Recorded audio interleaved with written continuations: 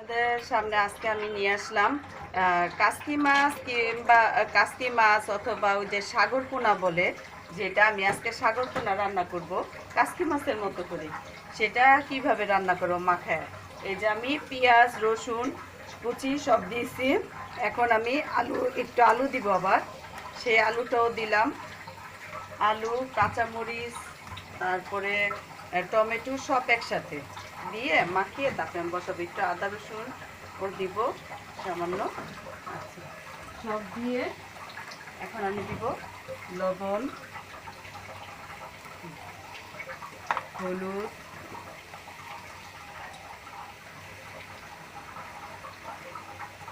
হলুদ,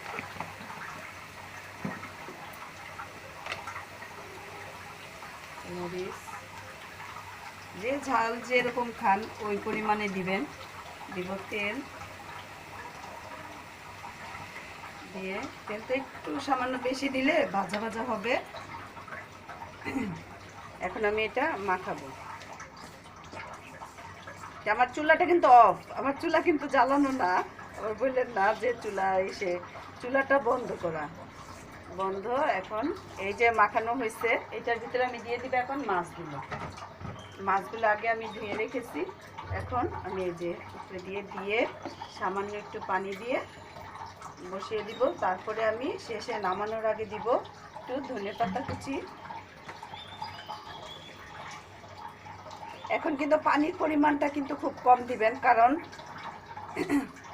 আমার আজকে ঠান্ডা লাগছে, তো ঠান্ডায় কাশি আসতেছে, কথাও ঠিক মতো বলতে পারতেছি না। আচ্ছা, এখন সামান্য পানি দিবেন, কারণ এই যে নতুন আলু নতুন পেঁয়াজ টমেটো থেকেও কিন্তু একটা পানি বের হয়। ওই আপনি যদি বেশি পানি দেন, দেখা যাবে কি ওই পানিতে আপনার এটা ওই ভাজা ভাজাটা আর হচ্ছে না। আমি সামান্য একটু পানি শুধু হাত ধুয়ে, যে মাখানো হয়েছে যে হাত ধুয়ে দিব। এই যে শেষ, আমি আর কিছুই দিব না। এখন আমি চুলাটা অন করে একটু ঢেকে দিব। নামানোর আগে আমি ধনেপাতা দিয়ে নামিয়ে ফেলবো। এইভাবে যারা মাখিয়ে তরকারি বসাইতে পারেন না, নতুনরা তো অনেকেই পারে না, কারণ আমি একসময় পারতাম না। এর জন্য আমি একটু দেখাই যদি কারো উপকার হয়। এই যে এখন আমি চুলাটা জ্বালিয়ে দিলাম। আমি এটা ঢেকে দিব।